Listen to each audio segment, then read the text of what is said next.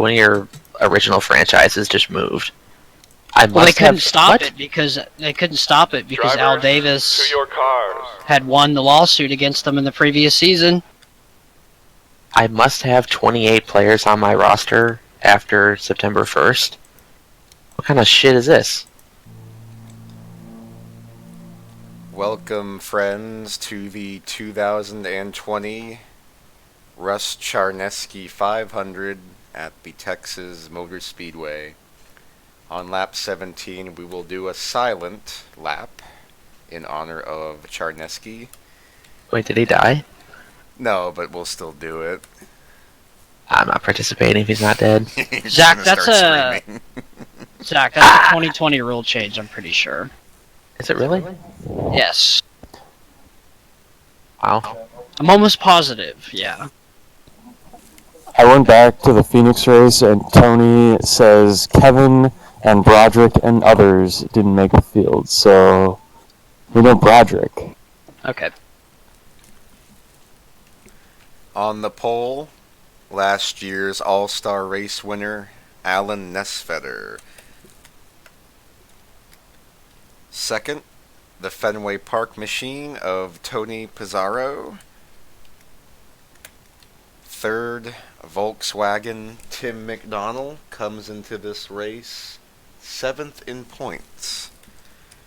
Fourth, the amazing Rick Jackson gained 5 laps and finished 11th last week at Darlington. Sixth, best qualifying effort seemingly in history, Rob Scarberry. What? What? Fifth, Dan Johnston had a problem while leading last week. It's a little bit of an understatement. Eighth, Matt Reboing. Matt is doing so bad this season that he's not even on my point standings list. He's 29. Which means that's terrible. That would explain it, because I only did the top 28 thinking that would be justified, but I guess not.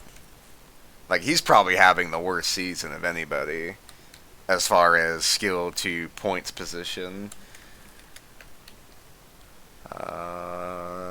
Then Randy Dobbins in the Georgia Boot Ford.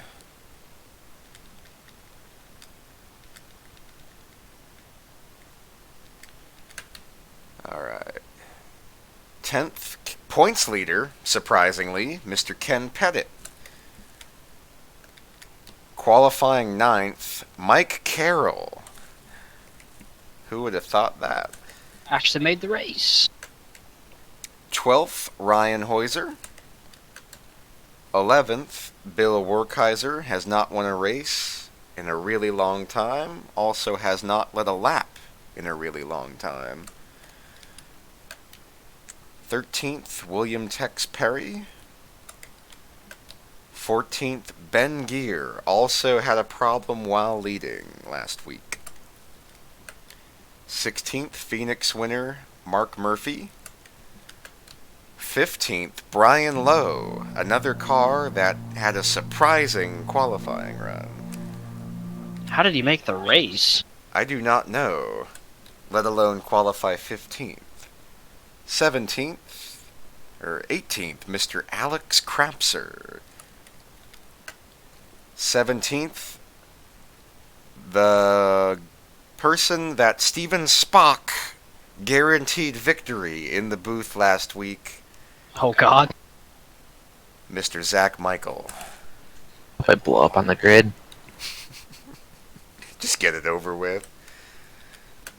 be done with it. 20th, outside of the top 35 in points, but made the show, Brandon Rains. 19th, Matthew Dominique, currently 8th in points. 21st, Johnny Reed Foley, 5th in points.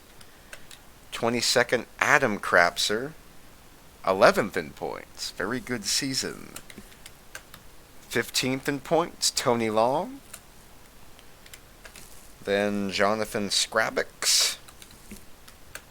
Jimmy Ampio Stevens. Donald Stewart back into the top 35. Broderick Whitman makes the show. Then Dalton Lucas, currently 12th in points and finished second last year. Then David Butterworth finished third. Glenn Kaufman makes the show. Scott Jackson, Dale Rosenthal makes the show. Aaron Cummings, Christian Torres, and here's a lot of great drivers in the back. John Tharp, Michael Henson, Craig Lee, John Batista, Mark Guthrie made the show. Dave Miller, Jack Painter, and Zach Miller. Drivers who failed to make the show include Kevin Corbett, Steven Spears, Stephen Lowe, Scott Deutsch, and David Courtney, and Philip Parker.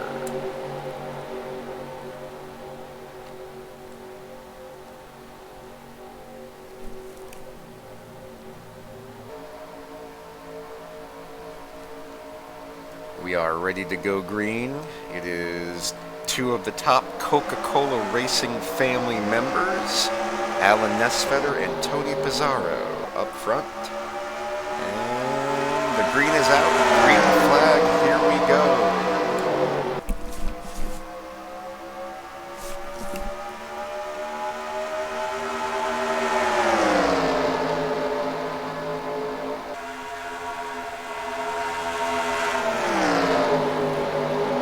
Allen's still at the point.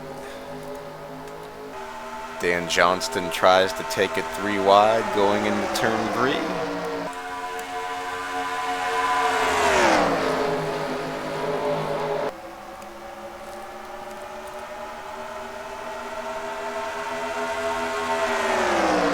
Tim McDonald will take second. Tony Pizarro third.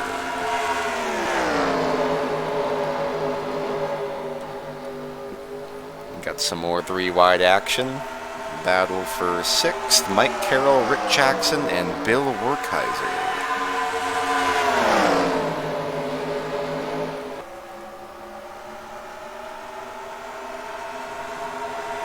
Did Dale make the... Yeah, he did, okay. Dale made the show. He bumped you out of the show, sir.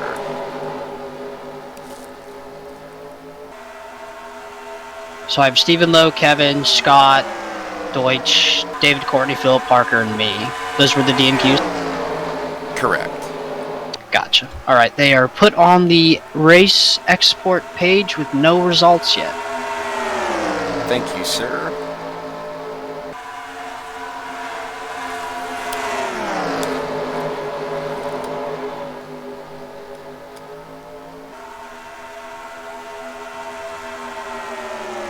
Coming to lap 5, Brian Lowe has worked his way into the top 10.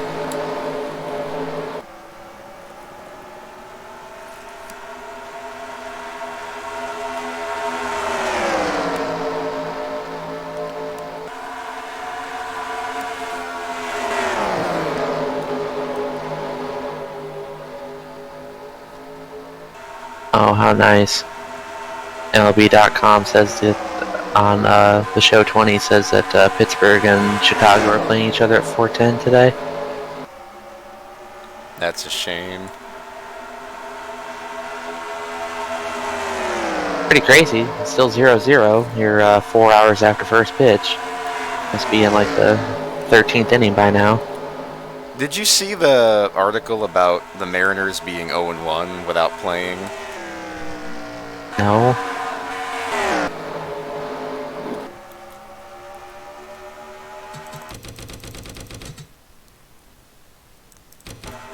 Somehow, I actually didn't read it, but someone at work told me about it.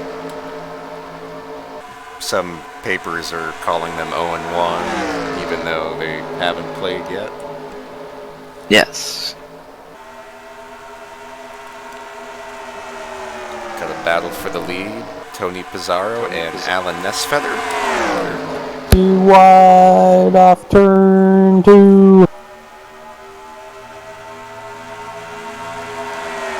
Tim McDonald looks slow, but he's going to give up the chance to lead.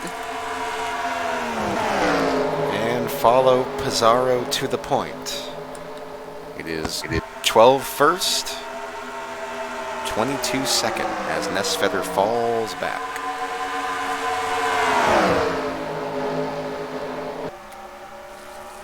William Tex Perry doing a nice job inside the top 5. Tech showing some of that John Tharp horsepower. He's had a terrible season so far, looking to regain his stature as a top dog in the series. But he was 6th in points like 15 years ago. Another battle for the lead. Tim McDonald underneath the number 12. And he will take the spot.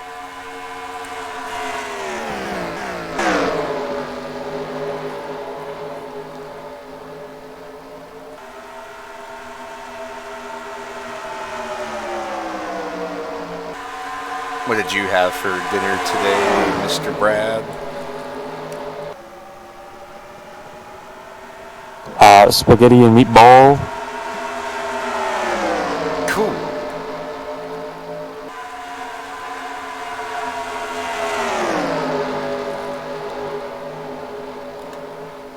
Did you have grated cheese on it? Nope.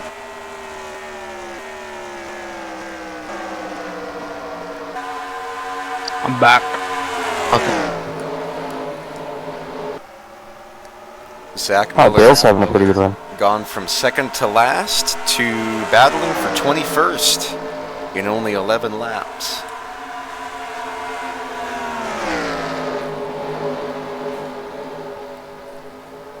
A lot of the cars that were fast in practice had really bad qualifying runs, and it's only fitting that they would fly through the field.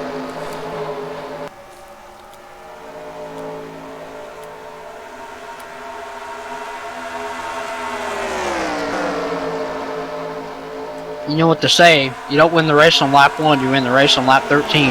Absolutely. That's 12 laps later than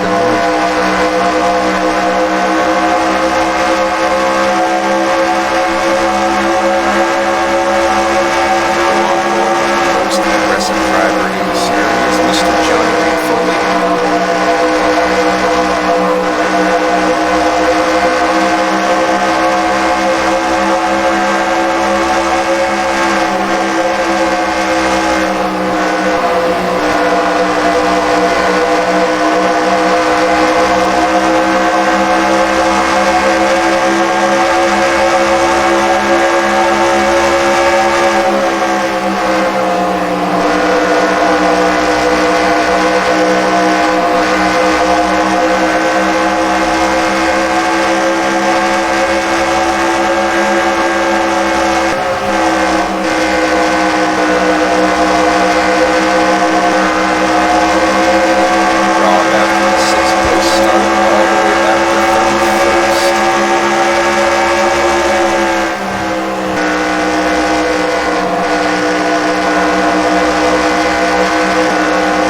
Running performance of Old Farts Racing.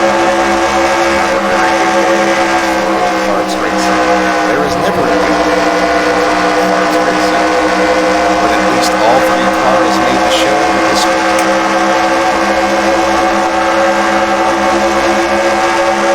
Don't speak so soon. One of them could win on fuel mileage.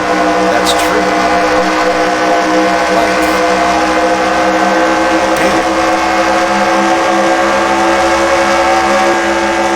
Old Farts Racing might as well be Judy Dunleavy Racing.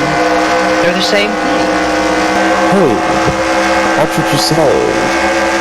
Dick Brooks is running 4th in the 1984 Daytona 500.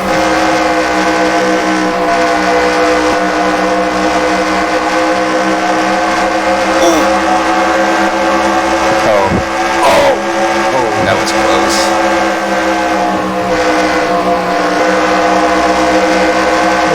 text Perry saying, "I'm a man, I'm 40. Come at me." He's right up for age. He knows how to handle a car at 210 miles an hour. At Texas, which is fast. Just ask Russ Charneski how fast this train is. You really shouldn't be making fun of the guy during his tribute race. Oh, and we're at lap 18. So we're going to do our lap 19 silent lap. How much laps left to be? 17. Oh my god.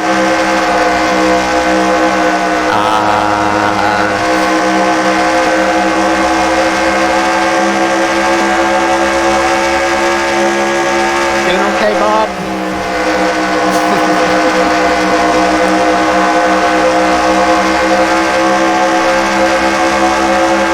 God, I'm not like I really shouldn't make jokes about that. That is an awful incident. That's okay. I don't know if this has ever happened before in coverage on ESPN.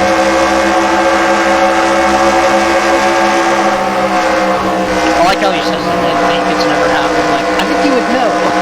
Somebody died.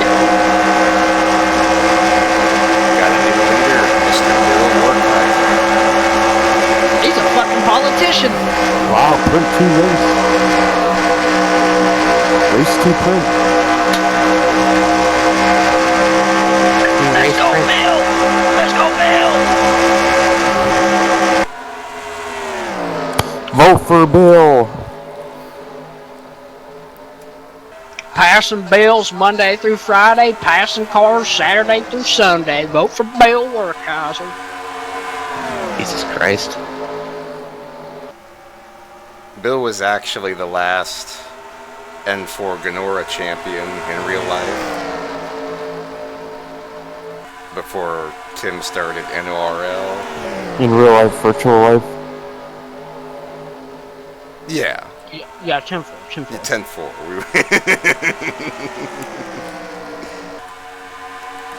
We'll say, remember that savage wreck that Kevin Corbett had last year in this event? There was a couple of them. I was involved in that. Zach was too, and JB. Yeah, why can't we put Kevin in a coma? Why you gotta put Russ Charneski in a coma? Because that wreck was much worse. Because if he still commentated races while he was in a coma, that wouldn't be very realistic. Yeah, Doug, but like science and shit.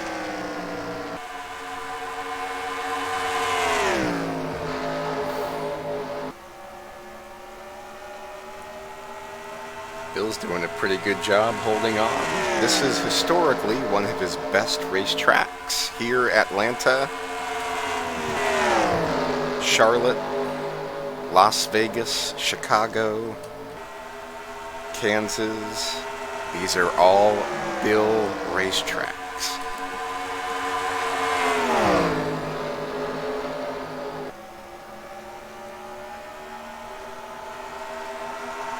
And Wasp teammate Randy Dobbins also in the top 5. 2 Wasp Motorsports cars. Running really well so far. Meanwhile, Scott Jackson mired back in 26th. Spears, I got another guy to add to the all-time wins list. Ooh. We have all of Randy Dobbins' wins. He has 27.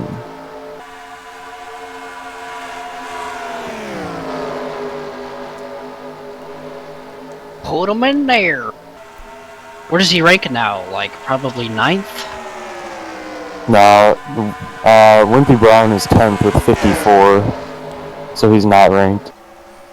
Ooh, so he's going to be a long way down the list. Actually, 29. He'll be probably pretty respectable. Yeah. I figure you left that break after the top 10 because we don't know. Yeah, trying to get everybody's in there and see. Because all those guys are retired. Most of them are retired, and then a couple are still active, but yeah. Yeah, it's going to be cool when Scott Jackson gets number 75 to the quarter-century mark. Man, he had it last week. That's right. That actually was Everyone pretty had sad. it last week. I'm not gonna lie, that was pretty sad. I was like, dude, Scott's gonna win. Oh no. Thought he was gonna win. Then I thought Zach was gonna win. Zach's gonna win. You guys need to quit thinking people are gonna win. Just think about it. Dan was gonna win, of all people. Ben was gonna win, of all people. Then Scott was gonna win, and he hasn't won in so long. And then Zach, our friend, was gonna win. But then Craig just ruined everything. And then Dalton was gonna win. And then Butter. Like, everyone except the guy that won, we wanted to win.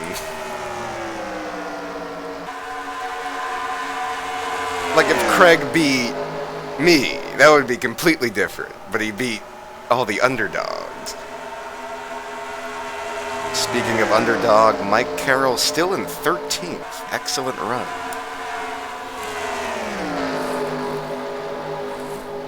He's won an IndyCar race here before. Unsanctioned, of course.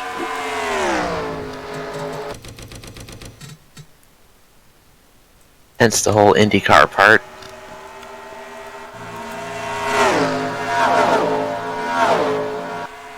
New leader. Former Wasp teammate Rick Jackson underneath Bill Warkaiser.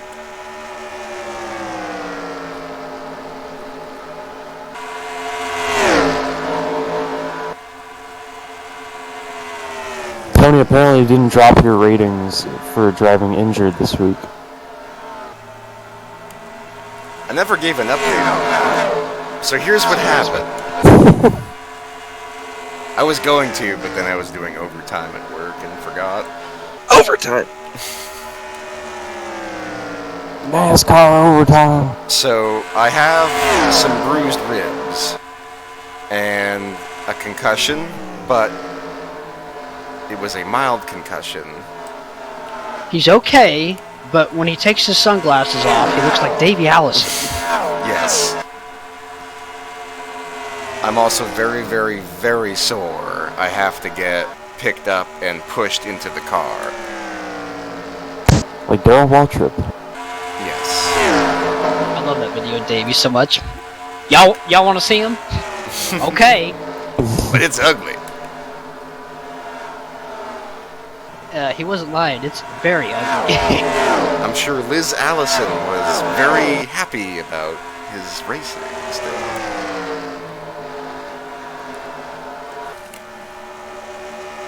Turns out that's not what she should have been worried about. She was worried about the plan too. Isn't that awful? Like, Davey was in some bad wrecks, and the thing that kills him is a fucking helicopter.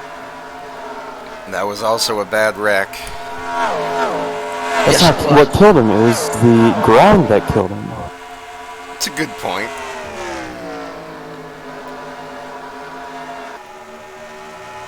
Red Farmer had to witness the whole thing.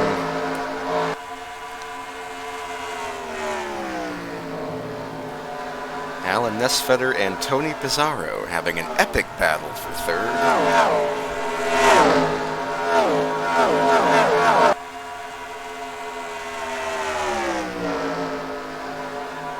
You know what I find interesting about Red Farmer?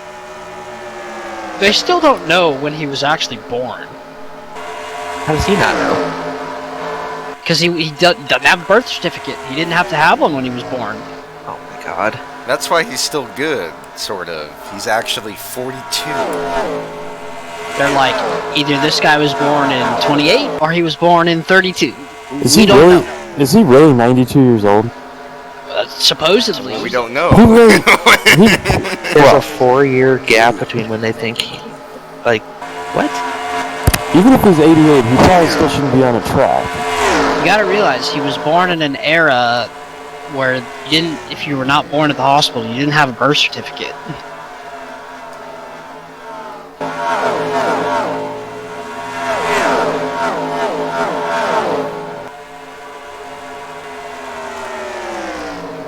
Battle for 14th between Tex Perry, Mike Carroll, and Jonathan Scrabix.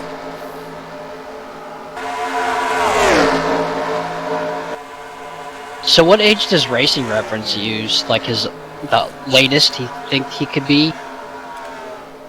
So really funny. They might not have one. How old are you? Hell, I don't know. The third turn says 1932. So, like, the oldest date that he could possibly be then?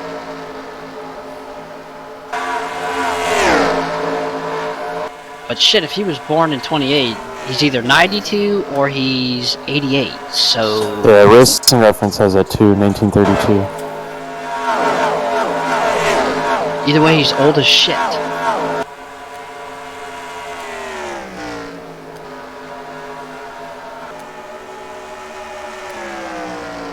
Like, I want to know how Herschel McGriff got cleared to drive at Tucson at 90. Could you imagine if his race would have been like Sonoma?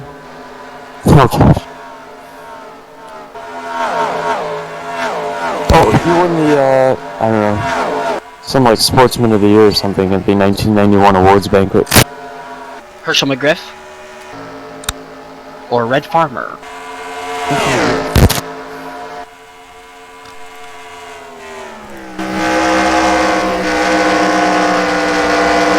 wonder when his last start at Sonoma was.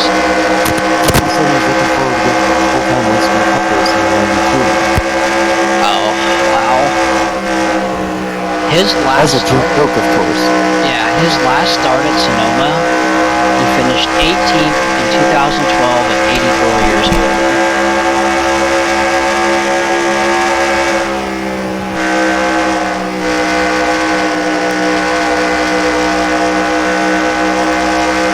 And then finished last 6 years later at Tucson at 90 years old.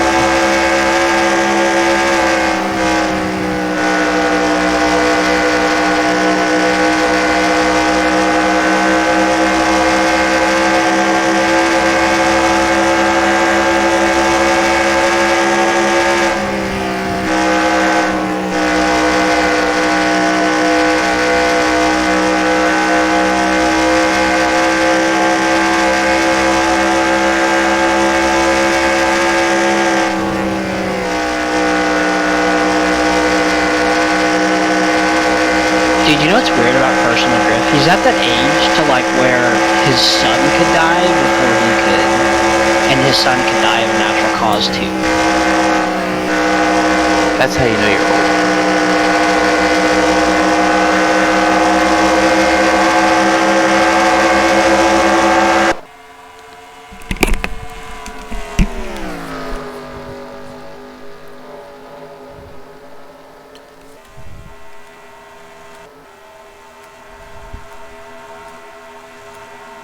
Herschel McGriff turned down Carl Keichenhofer's newly formed team ride for the 1955 season. How do you turn that down?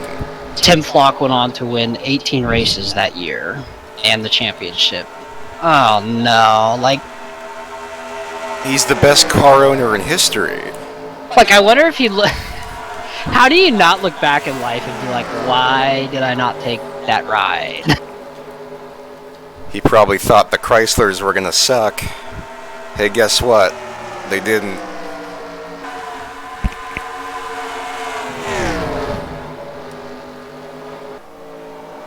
That's so bad. Like, that really sucks.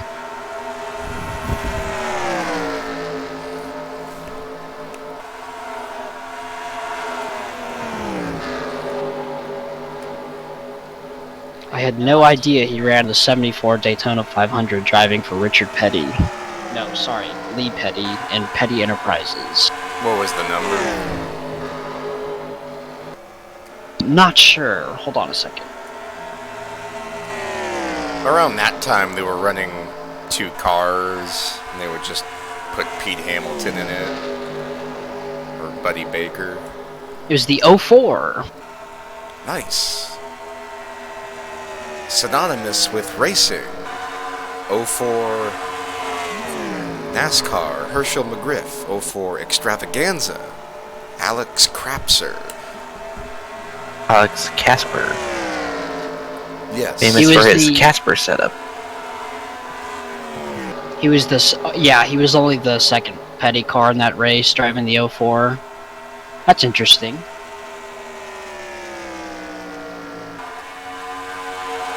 It's also the same race that Richard Petty won, and Herschel finished second to last in a crash. His last opportunity.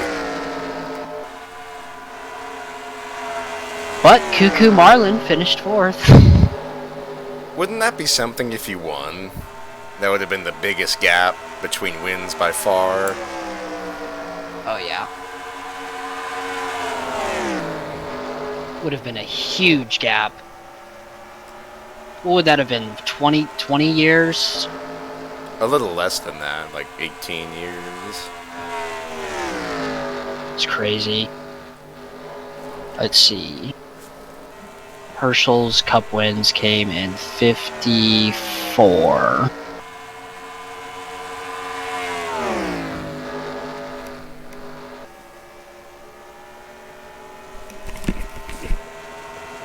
I want to see what date he last won at. North Wilkesboro. Good for him. It's a good win.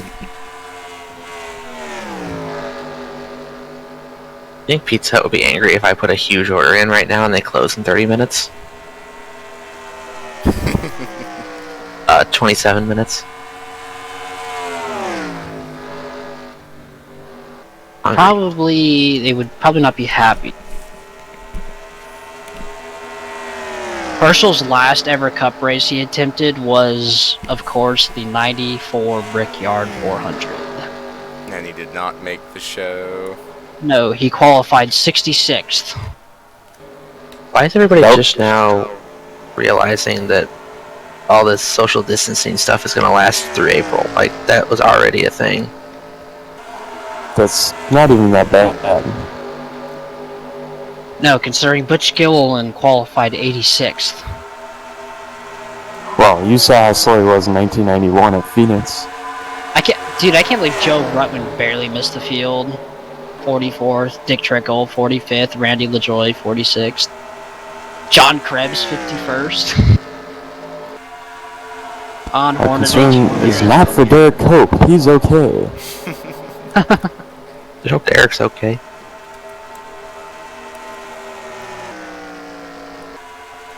What race are you on, Brad, in 1991? I've only watched the first 2 weekends in both series. Of 91? Oh, 92. Sorry. Oh, Who won the 1991 Cup Series Championship? Come on. Dale Earnhardt. Back to back. Good job, Dale Earnhardt. Sterling Marlin had the 4th best average finish, but he was 7th in points. Because he was all based on consistency. I don't know if I'd be spoiling, but I'm pretty sure Earnhardt doesn't win the 92, but then I'm pretty sure he goes back to back again in 93 and 94. I'm almost positive.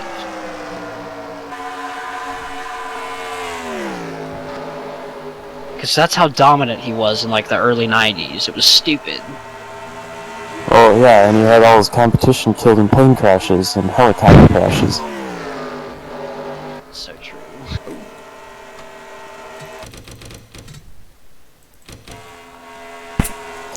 Davey won the Daytona 500 because Sterling Marlin wrecked the field.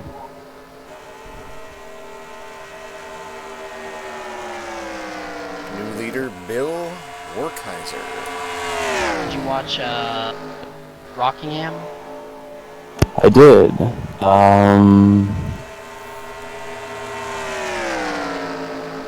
I already know who won.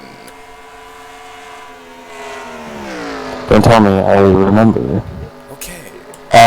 Bill Elliott won. Did you watch Richmond? Not yet. Boyd Burton got his first win in the Busch race. Yes. The one that he should have had the last year at Charlotte, but Rick Wren decided not to have him pit the entire second half of the race. You know, that damn crew chief, he made a bad call. New leader, Rick Jackson. Who the hell did Ward even run for? Alan Dillard. A.G. Dillard. Who the fuck is that? He is Rick Mast's uncle. Oh, so I'm guessing Rick Mass probably won a shit ton of races with him back then. Yes. And then Eldon Sawyer drove the car for like half the season in '91 and got fired. Who was Ward driving? Oh, the Food Country car, huh? Yeah. That's right. They basically swapped rides, and then Eldon Sawyer got fired from driving the Food Country car too. You know it's not your year when you get fired twice. Curtis Markham actually drove the Food Country car for a little while, and then they settled on Butch Miller, and he started '92 driving it, and really wasn't that bad. He was running the top 10 at Daytona, blew up in spine, was running the top 10 at Rockingham, and got wrecked like with 20 to go. Both races, 20 to go, he didn't finish. Guess we can find out where he's going to finish at Richmond. Oh, and Tony, I don't want to spoil anything, but Phil Parsons has not been fired yet, and he definitely doesn't deserve to be. He was 10th at the 500, and was running on pace for top 20 finish at Rockingham, and Del McCowart spun in front of him. Guy who shouldn't even been in the race. Del McCowart racing at Rockingham. I don't know. He races for fun. Yeah, I don't know. He made Daytona, and then he's like, oh, I'm 25th in the points, I should go to Rockingham. Then he made the race? Well, they only had 40 to show up. Oh, that's why. Timmy Hill's dad made the race even. What's his name? Jerry Hill. Is that actually like his dad? Yes.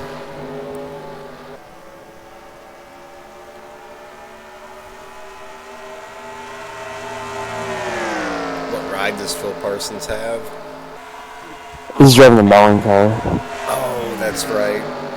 Yes, I'm sure it's yeah, you said you didn't want to spoil it, but we decided it was probably extremely short-lived, because none of us remember that happening. I don't remember him driving the Morgan McClure car in 1990 either, and that didn't last long. What was their sponsor in 1992? Melling? Yeah. Melling Racing Parts or something? That is brutal. Hey, he was top 10 at Daytona. Yeah, but still. Well, I bet Richmond he probably runs like shit. Probably, and then he gets fired again after third race this season.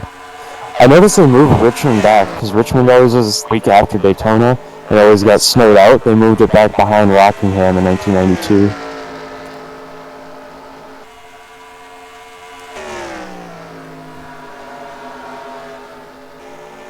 We should be coming up on green flag pit stops here shortly. I'm surprised we haven't had one yet. Yeah, guys, these guys can only go about 100 miles on a tank of fuel. We're about 100 miles right now. According to my trends, we should be seeing a pit stop here around laps 68 to 72. Totally guessing, but...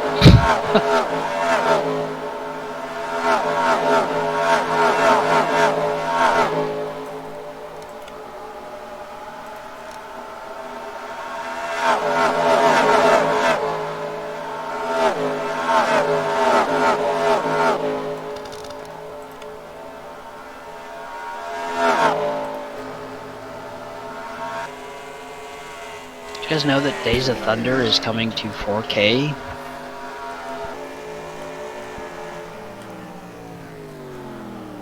That way we can watch all the inaccuracies in high def. Here we go! I was right, lap 68. Good job, Steven Spock is correct. We are seeing some green flag stops. Bill, the first one to come in. This is good strategy from Bill being the first one to come to pit road. Alan was in already. Never mind. Oh. So they came on lap 67. A lot of them did. Actually, he probably... This is interesting, guys. Alright, Dan's in. Wow. Let's see if he actually stays on the track this time.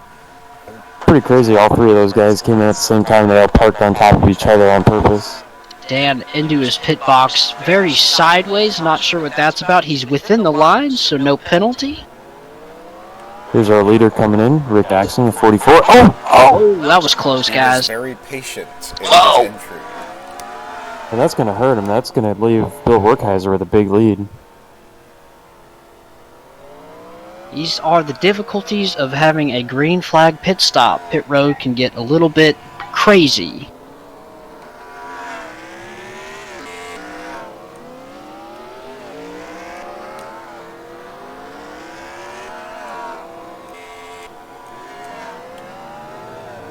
Looks like the 12 car's in. Matt Raboyne, Ben Gear, Randy Dobbin. 12 car with no relief driver as of yet, but they will ask after the first driver is out of the race. Now, normally, if you're going to need a relief driver in a race, that driver has to have raced in that car in practice or in qualifying. But since those other drivers have been in the race, they don't need to qualify or practice. That is correct, sir.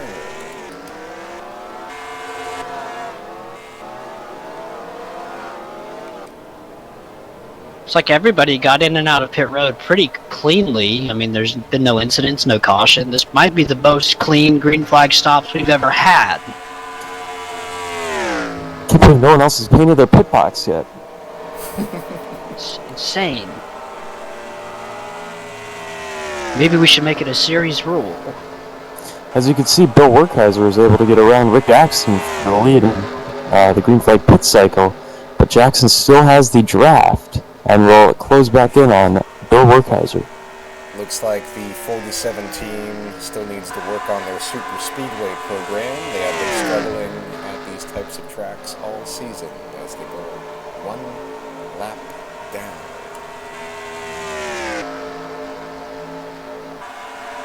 Yeah, guys, he may have had some lugs fall off in that pit stop, and it really just helped push him further back. Or the air wrench jam. Hello, Christian. If you're watching, we say hello. You're about to get lapped. Right now there's 41 cars still on the lead lap. Torres doing everything he can to stay on that lap. It's kind of a shame for Adam. He's having a really good year. He just can't get the set figured out today. Just about to say, that's a little uncharacteristic that we're seeing last year's Rookie of the Year winner running 40th. Brian Lowe's finally coming down to earth, and Adam Crapser is struggling. John Tharp struggling. Way back in 35th, our Daytona 500 winner.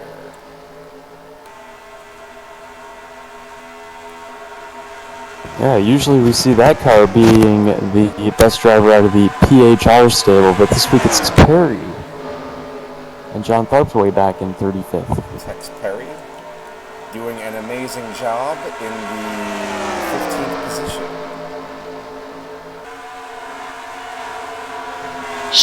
/r N.O.R.L on Reddit is speculating rumors that they swapped equipment and crew chiefs. That is false. Just a bad rumor.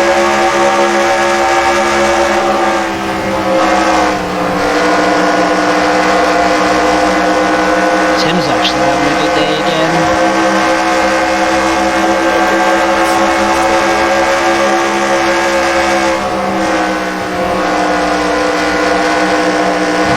He's not running all that well.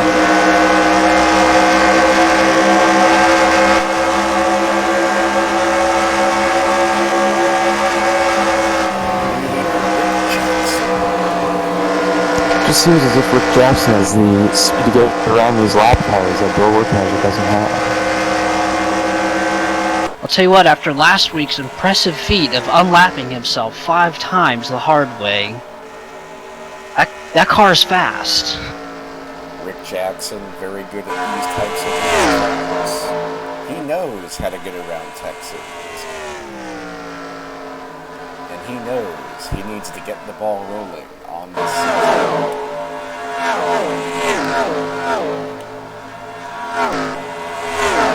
Jackson, of course, a 63-time winner in the series, chasing 64.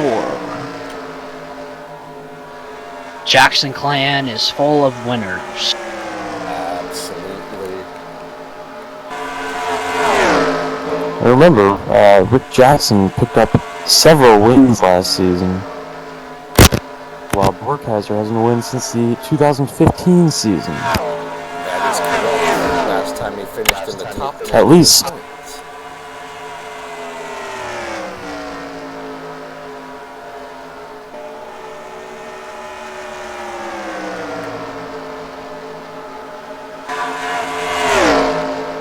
Top 10 after 80 laps. Rick Jackson, our leader, and Bill Werkheiser. Tim McDonald third, Matthew Downey fourth, Alan Nessfeather fifth, Ryan Hoiser, Tony Pizarro, Scott Jackson, John Batista, and Zach Michael, your top 10. Remember, John Batista started all the way back in the 30 positions. Yes, it's taken him a very long time to get through the field.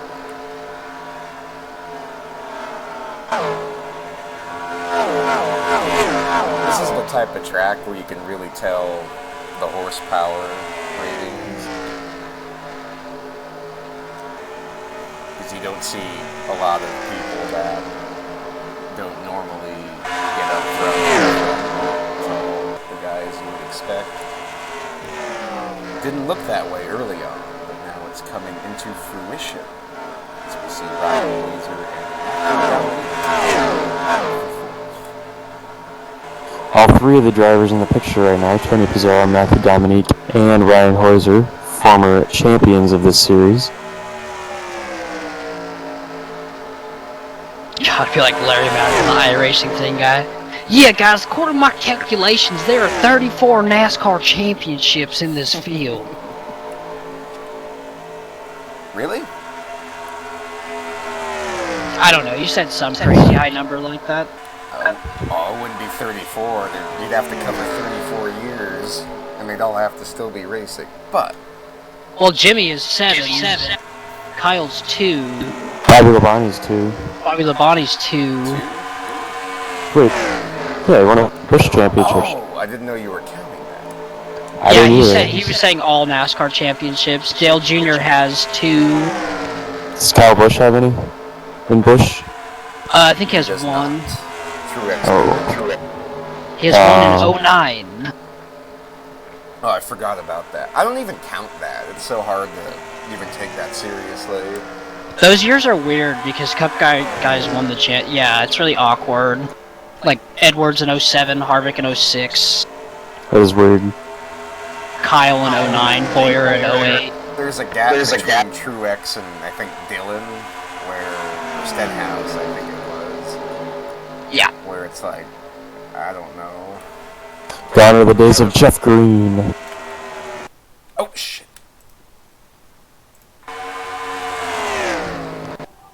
You alright? Oh! Pressed the Windows key by accident. Yeah, guys, I think our cameraman fell down. He fell down. He's okay. Give me an opportunity to turn you guys down. Oh, we've been too loud. No, you have been just loud enough for me to turn you down just a little. Look at that beautiful picture of Mike Harmon. Mike Harmon making an appearance.